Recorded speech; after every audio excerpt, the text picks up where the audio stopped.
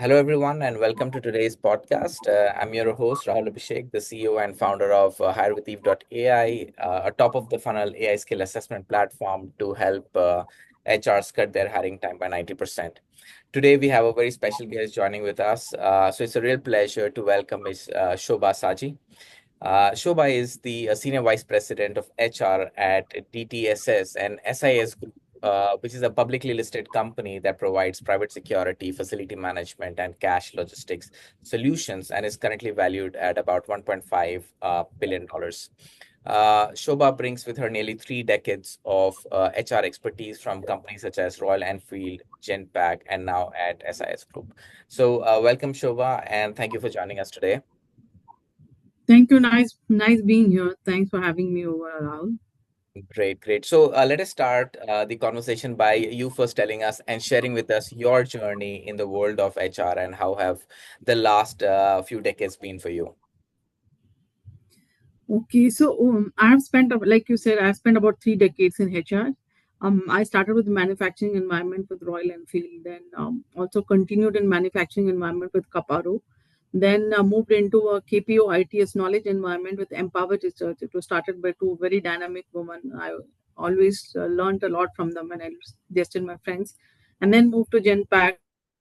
I taken a break to start something on my own and be an entrepreneur. Then again came back and started working with SIS, DTSS, which is a company that's acquired by SIS, so DTSS SIS environment. So I worked across all functions from learning and development to OD to talent acquisition to managing business strategically. And what I would say is HR is it's not a role that you can box. There are many functions in it. You are Yeah, responsible to run those functions, but it's a role that you have to grow into organization by organization. Every organization has got its own different business need, business dynamics, organization culture, and a market perspective or market in that you have to grow and work into. So HR has to grow, and HR person has to grow into the environment that they are in and bring together all that they have learned to bring the best to the organization. great, So that's great. how you make your HR relevant. So every organization I've worked with, I've ensured that my teams deliver to the business as much as to the people, but delivers to the business, because if you're not adding value to the business, you are not considered a valuable partner and you don't continue to be relevant. Yeah, yeah. I mean, that is your philosophy, and that obviously makes a lot of sense. And I think I would say that very much connected to this particular thought of yours is my next question, which is we believe HRs to be the superpower of the organization because they're the one partnering with the overall mission and goal of the company and helping build the team itself who's going to execute on it.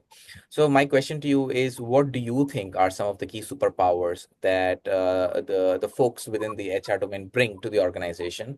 And perhaps you would also that would be great to hear a bit of weak areas where you think people should actively work on within the domain of HR. No.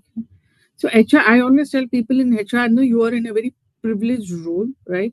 People may look at HR as a support function, but this is a function that touches across the organization. It touches all functions in the organization. It touches all hierarchies in the organization.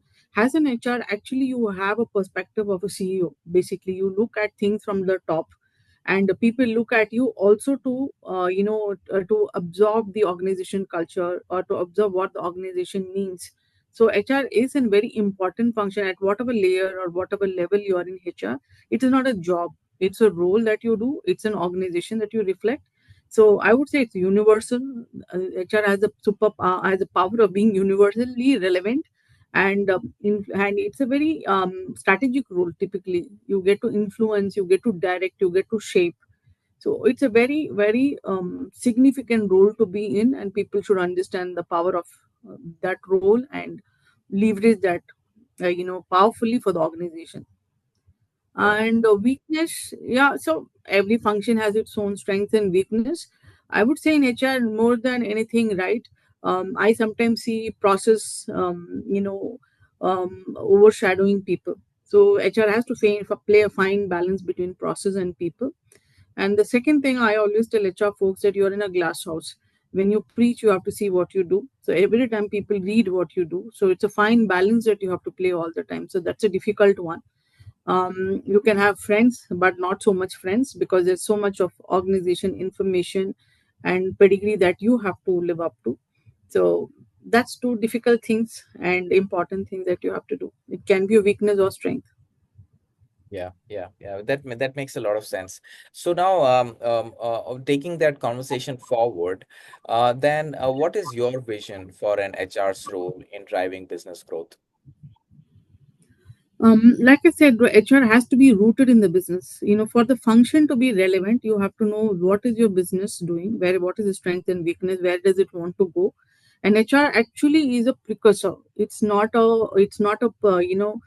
reactive organization. It's always has to be a proactive organization. They have to see what is coming, what is the competition in the market, how is the market shaping up. So how should we move our talent and culture accordingly? So really you have to front load a lot of initiatives for the company, like 2 years ahead, 3 years ahead. You have to front load the organization with strategic initiatives which are preparing the organization in the direction of growth.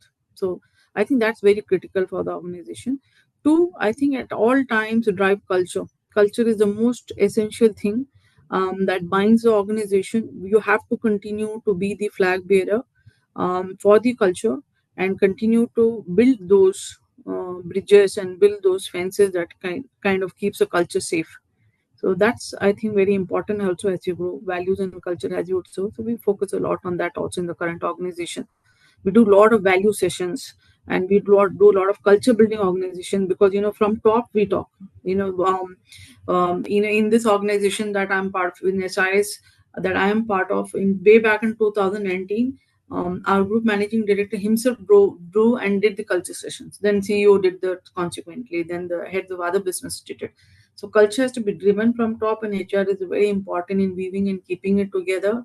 And as I said, ensuring that the fences and bridges are in place, that it is not diluted. But people relate to that as they grow. Yeah. I mean, that's a very interesting example you mentioned. Can you tell us an incident or a story when the CEO was taking the culture workshop? How was it? How was it conducted, and how did it, in a way, impact the people? See, when your leadership demonstrates that, and partners with HR to deliver it, people take it seriously. And in our, see, we are largely a blue collared environment, right? We have, if you look at SIS, we have close to 3 lakh blue collar workforce. In DTSS, we have about 45,000 people. So, in a large blue collar environment, you have to teach our guys who are running the business with the blue collar workforce a lot all the time to talk about values, culture. And I Yeah, still remember, we made the learning as simple as, telling people what are the simple three rules you should follow if an employee comes to you. There are a lot of time a janitor or security guard, it can walk up to one of our offices and they can be, slow in response, insensitive to them. So we even taught them three things like, give a minute to listen to them. When they come to office, give them a chair to sit, offer them a cup of coffee, take an hour or a day to close their issue. So we made the culture very palpable, the learning very simple, so that you know what exactly you should behave. Similarly, we have three C's. We say what, among our blue collar and white collar workforce, we talk about, what really will power is. We are a growing organization, we're one of the largest double digit growing organization. We are increasing our market share, but then we need to, with growth comes challenges, right? So then how do you continue to work without collaborate without breaking down? So we teach simple things. So we teach culture and teach values in very simple languages and make people relate to it. And then we also appreciate and reward it. In our all annual conferences, we reward our janitors, guards who have demonstrated any value, especially of honesty, loyalty. They've returned valuable things. So we make every line understand that what's just as important in our business. We're in a services business. Our customers need to trust us, and yeah. trust culture comes from us, behaving, respecting, and also rewarding it. Yeah. That's a great example. Now having spent again about 3 decades in the industry, can you share with us what are the kind of trends that you have seen over the years? What are the current trends that you're observing? Well, let's start with that. Okay, so I think in at every decade, I would say there was a different kind of technology interruption or that happens, and we'll say, oh, technology is going to overpower this. There was at one time, .com boom, then came ALML, there's the big data, and they said, oh, big data is going to take over everything, and jobs are going to become different and redundant. And then now people talk about AI and generative AI. So what I've seen over a period of time, that technology comes, only thing, but people sustain. Jobs don't get taken away; it becomes different. And technology has always been an enabler. It has made the way we work very different. It has made us very efficient. Right? So in my current organization, also we are focusing a lot on generative AI learning. We are trying to teach people. So for us, a lot of people grew up the ranks into our workforce, into our, there are people who are going to become AVPs and VPs up the ranks, right? So we teach people how to leverage generative AI to make powerful presentations, powerful conversations, how to prep yourself. So I think technology is an enabler, and we should see the curve and get into that wave and ensure your teams are ready. For sales, we are doing special sessions on how to use AI to get a better sales pitch up there, how to get better leads. So it's applicable across functions, and we should leverage technology. You have to be, and you see, if you look at us as an organization, actually, in spite of being a services organization, I always say we are also an IT company. The amount of products we have in house built by us is because we want solutions which we comes with our experience. So we have a robust IT team. We develop a lot of products in house because we don't find those in the market, and we feel the solution needs to be customized to us. So it's never been a disruptor. It's made us efficient. It has made our data error free. For instance, you'll see, if you see it, our onboarding process for our blue collar workforce, right? For us, Aadhaar and UN validation, as simple as it is, very important because you have to remit TSI and PF. Now, if you don't do that validation, you can't remit PF. So we have built solutions for to do those validations to ensure that it's as simple as the basic details are validated. So many of those solutions are built internally. There many are available in the market. You just need to marry what you like, build what you like, and keep moving. We are looking at much more AI tools into HR as well. We are going to make HR more agile, and we, for instance, we piloted with Infido. Infido is a chatbot. Amber is a chatbot. Hmm. So we found that it was interesting, because we do a lot of surveys, but with the Infido, we could find the conversations from an HR perspective. We could see what is the pulse and what is the sentiment on those conversations. It gives a Okay. better understanding of perspective. So leverage technology for efficiency, for productivity, and for also for deeper insights and analysis. So I don't consider it a threat. I think it's a big advantage to adopt technology. Yeah, and now in the age of AI, what are the kind of changes in the process of the HR that you have observed? Has there already been changes that you're making in the company? What is the current scenario and situation with this new tech in place? See, AI in HR is progressing, right? There's a lot of talk, but when you really go down, I think there is much to be wanted as well. Many solutions, but solutions are still evolving. I would say, because I was looking at a couple of solutions for HR also, but it will definitely get better in the next few years, and I'm sure it will make life of HR very easy. It has to make life of HR very intuitive, right from hiring to assessment to talent development, whether it's in performance management or competency mapping, to engagement conversations, where I mentioned we are working with Infido Amber for engagement conversations and retention, making it more intelligent, to even making all your entire separation journey across the life cycle. I think technology will play a major role. We are been evaluating solutions. Some are good. There are a lot of assessments that you have where you can have more comprehensive insight into the person or the candidate. ATS, for instance, many ATS are AI driven these days, so they're making hiring seamless. We are also looking to onboard a ATS soon, so that's making hiring seamless, the selection process seamless. It's bringing a comprehensive selection reporting onto your dashboard. Similarly, performance management, little more to be wanted, I would say, from what I've seen solutions, but definitely in few years, I'm sure we can expect much more maturity than we have currently. Yeah, yeah, yeah. Okay. I mean, of course, those are relevant and interesting, and we also would like to see in the coming years how these are really in the workflow helping talent acquisition or various other roles within HR improve their either work, improve their efficiency? I think that remains to be seen. Absolutely. Like for instance, like hire we, your solutions for selection definitely is going to add value to recruiters and to hiring managers, because you want a comprehensive assessment done of the individual, right? So solutions like that of yours are going to make hiring more efficient. Yeah, yeah, yeah. Now, let's talk about workforce planning and also the current state of the economy. Obviously, things are in cycle in our economy. So, what has been your thinking, and how have you gone about workforce planning over the years and in these various cycles of the economy? See, apart from the COVID period, there has never been for us slow growth momentum from the time I have been in this organization. In the last 7 years, I've always seen high two-digit growths, right? So because our industry is still young in the country, I would say it is still evolving. It has a lot of unorganized players, and so it is integrating into organized players. If you look at our mission statement of the company itself, is not market leadership; it's market share. We are already market leaders.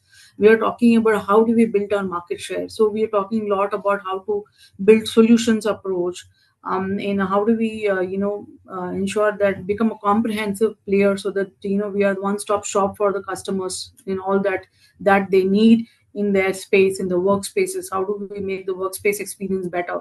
Anything that is non-core to the business, how do we as a company address it? So for us, when we look at our next vision that's coming up in 25-30, also it's a high growth phase. India is getting stronger in infra. With more infra comes more business for us. More businesses are opening up in the country. So if we look at all the predictions, we are poised for growth and we are preparing for the growth. If you look at our talent development and management development programs, we talk about 50, 100, 500 kind of strategy. How do we prepare our lowermost layer our lowermost PNL layer is the branches. So we talk from that level. How do we create more branch heads? Which that's a P&L layer. Our revenue gets is a multiplier of the number of branches we have. So from there onwards, how do we build that layer onwards, upwards? Regional managers, zonal heads. How do we build? How do we build the sales pipeline? So our MT program, our graduate management training programs, and we typically have a career culture in the businesses. So we take people, train and deploy and help them grow within the organization. Apart from having good, robust practices like the MDP practices, where we have talent and career transition programs, we have a lot of career transition. Our career transition starts right from a blue collar. We have something as an Udan, where a blue collar, that is a 12th pass person, can look to become an executive. We also support with higher education through tie-ups. And then we have emerge, wherein a junior operating guy can look to become an operations manager. Then we have leap, where an operation manager can look to become a branch head. That's the most prestigious role in the company, because you are becoming a branch head, you're owning a PNL, you're a mini CEO. So from there on, like, we have a lot of MDP program. We work with IIM, we run work with other industry leaders in building programs and developing. So I think for us, we are a people driven business. While technology is definitely a strong enabler for us, we are working on both fronts in maturing our technology and ensuring our people are ready for growth. Yeah. Yeah, I mean, and those programs sounds very, very interesting and relevant. I mean, those are great, great to motivators also for people, to bring themselves up and really Yeah. imagine a future, which I don't believe many companies obviously have. So I think those are great initiatives. In fact, connected to that, my question is, then what are the kind of strategies you have for talent acquisition? And at the same time, then what are some of the challenges that you face in this process? Talent acquisition, I think fundamental, as I told you, is that we do a lot of career building. So in our industry, we're still growing, or it's mostly the talent is organic. That is people within the industry or who have grown up from within the organization. And since it's an organic and limited player environment, there is definitely a talent shortage. So we are very conscious about that. That's why we do a lot of career building, at all levels that I spoke about. So all our MT, GMT programs are important. Okay. Apart from that, all the strategic roles that are important, we keep building pipeline. The lead program that I spoke about, where we build internal pipeline. Also, laterally, we start building pipeline so that our critical roles are well equipped for transition. Sales is one area we definitely see challenge in hiring people because it's limited. So then we go also to cross industry.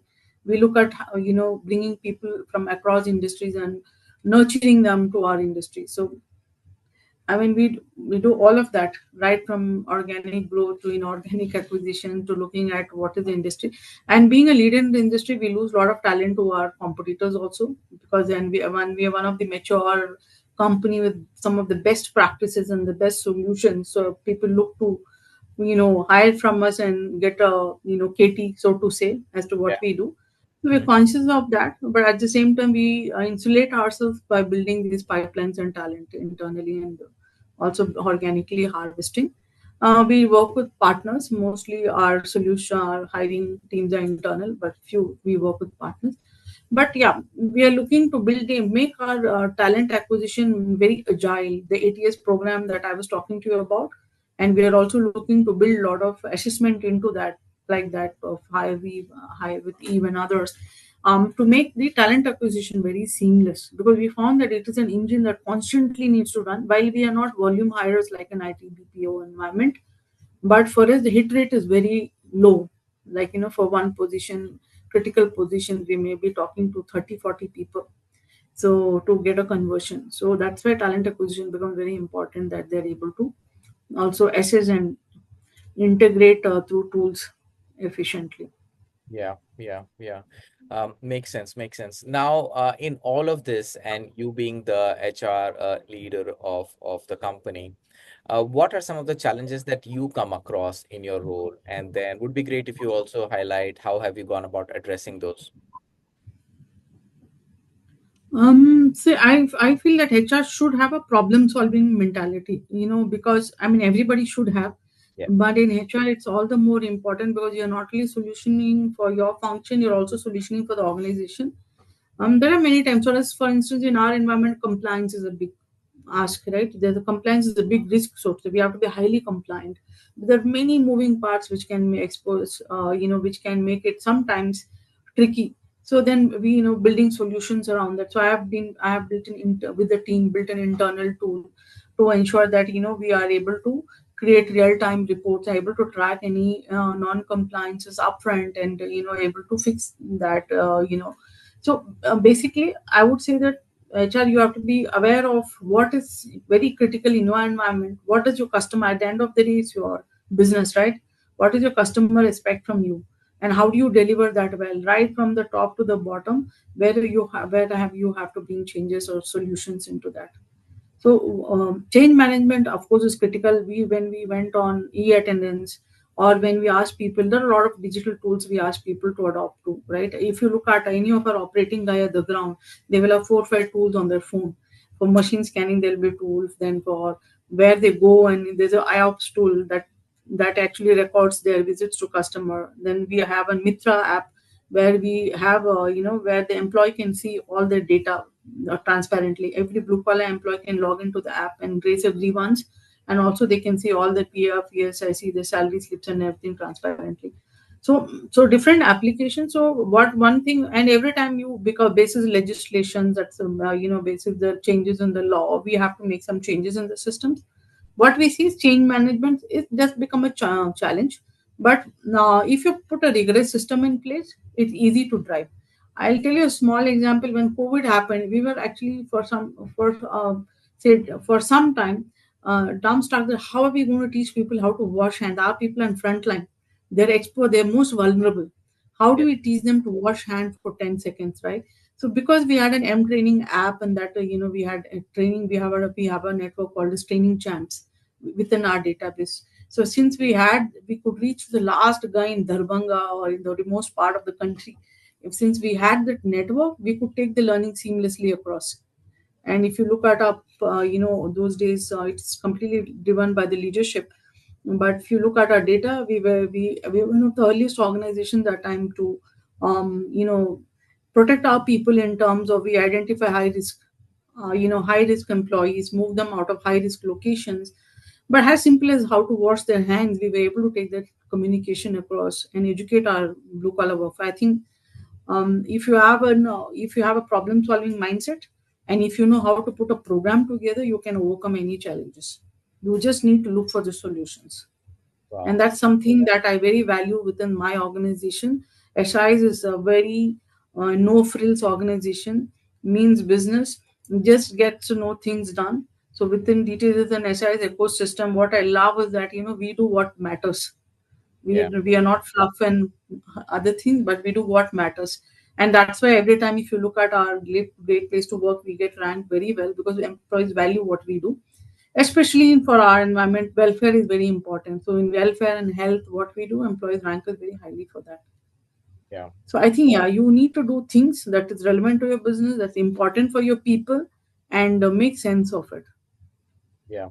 I mean, those are in fact those are great advices also, and very much connected to my next question. And we are coming to an end to our podcast. So one of the final questions that I have is for the younger audience who are looking to get started on their career, and especially targeting the domain of HR. So if you can draw a thin red line with the previous conversation, what would be then your advice for them? How should they think about the domain, get started, and then plan their career within the domain? So I would say that when you have a young professional, you come and pick up skills, learn all the tools, learn learn competency mapping, get yourself certified, learn all the science behind managing people. But that's just one part of it.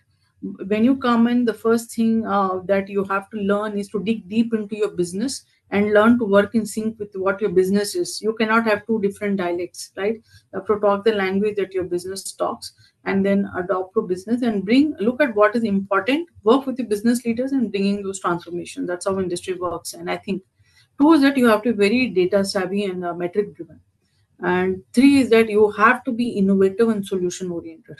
It is not a job. HR is not a job. It's not something that you come and day in and day out. You always have to think, what am I doing right for the business now, and what should I do, and keep proposing. There may be 10 proposal that gets discarded, but your 11th one may get accepted because it's the company sees value in it. But you are always have to be a thinker. You have to bring relevant thoughts and ideas and suggestions to the table. every Encourage everyone to do that as well, but from an HR you have to be somebody who leads that role. Yeah, yeah. Perfect, perfect. I think those are great advices. So thank you so much, Shobha, for joining us today. It was a real pleasure hearing your insights and stories, and we wish you a great, great day ahead. Thank you. Thanks. Thank you, Rahul. All Nice right. talking to you as well. Same here.